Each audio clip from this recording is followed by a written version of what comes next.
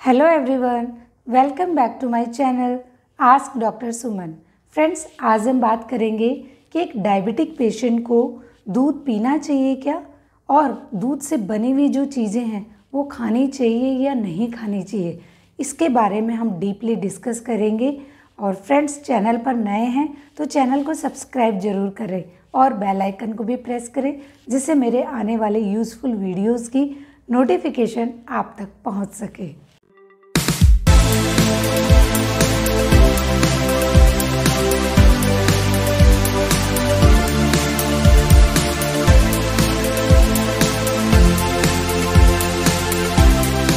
तो चलिए स्टार्ट करते हैं बिना किसी देरी के।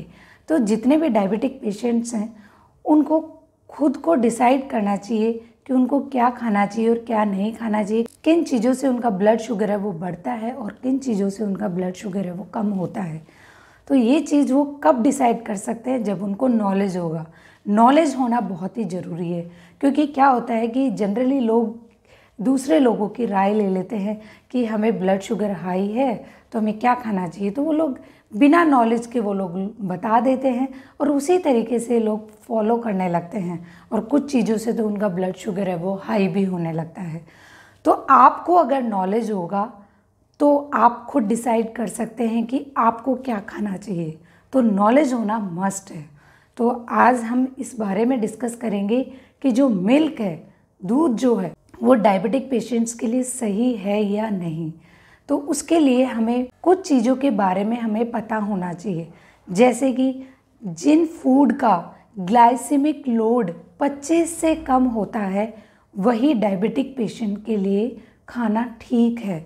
जिस फूड का 25 से ज़्यादा अगर ग्लाइसेमिक लोड होता है तो उससे आपका ब्लड शुगर बढ़ेगा ही बढ़ेगा। तो ये चीज़ आपको पता होनी चाहिए, और साथ में आपको ये पता होना चाहिए कि आप जो भी चीज़ ले रहे हैं उसमें कार्ब्स कितने हैं, क्योंकि कार्ब्स कार्बोहाइड्रेट जो है वो शुगर में कन्वर्ट होता है और वही ब्लड शुगर को बढ़ाता है अगर आप ज़्यादा लेते हैं, और वही चीज़ अगर आप कार्ब्स कम लेते हैं तो आपका ब्लड शुगर को कम भी करता है। तो ये चीज़ें आपको समझना बहुत ही ज़रूरी है। तो चलिए अब हम मिल्क पे आते हैं। मिल्क से बनी हुई चीज़ें और मिल्क, इनका हमें ग्लाइसेमिक लोड देखने की ज़रूरत है। उससे हम कंफर्म कर पाएंगे कि हमें दूध लेना है कि नहीं लेना है। तो दूध में क्या क्या चीज़ें होती है, उसमें होता है फैट होता है, प्रोटीन होता है, कार्ब्स होता है और वाटर होता है। तो अगर हम फैट की बात करें तो फैट होता है 6% और उसमें प्रोटीन होता है 3% और उसमें कार्ब्स होता है 5% और 85% उसमें वाटर होता है। तो ज़्यादातर तो वाटर ही है उसमें, तो इसका मतलब, और कार्ब्स भी कम है, तो इसका मतलब में भी आप दूध पी सकते हैं। तो चलिए अब हम इसका ग्लाइसेमिक लोड देखते हैं, तो कंफर्म हो जाएगा कि हमें दूध पीना है कि नहीं। हम जो कैलकुलेशन कर रहे हैं वो 1 गिलास दूध का वो कर रहे हैं, तो 1 गिलास दूध से आपको पता चल जाएगा कि आपको वो दूध पीना चाहिए कि नहीं। तो चलिए हम इसका ग्लाइसेमिक लोड निकालते हैं। ग्लाइसेमिक लोड निकालने के लिए हमें कार्ब्स की ज़रूरत है। तो कार्बोहाइड्रेट दूध में होता है 5%, हम मल्टीप्लाई करेंगे ग्लाइसेमिक इंडेक्स से, अपॉन में 100 करेंगे।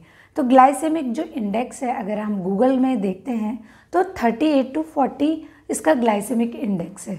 तो अपन रख लेते हैं 40, ठीक है। 40 हमने रख लिया, और कार्ब्स हमने कितना रखा 5%, और अपॉन में हमने 100 कर दिया। अब हम इसको सॉल्व करते हैं और हमारा आता है 2.0 ग्लाइसेमिक लोड।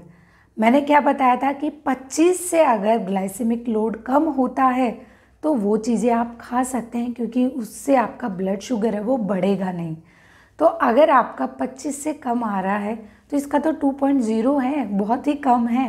तो इसका मतलब है कि आप दूध और दूध से बनी हुई चीज़ें ले सकते हैं। दूध से आपका ब्लड शुगर है वो नहीं बढ़ेगा, आप दूध ले सकते हैं और दूध से बनी हुई चीज़ें भी ले सकते हैं। तो इस तरीके से हमने कंफर्म कर लिया कि हमें दूध पीना चाहिए या नहीं पीना चाहिए।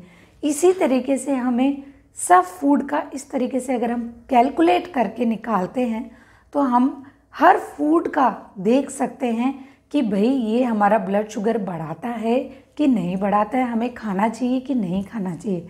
इसलिए हमें नॉलेज मस्ट है, किसी की बातों में नहीं आए, नॉलेज गेन करें, उससे आप अपना ब्लड शुगर कम कर सकते हैं।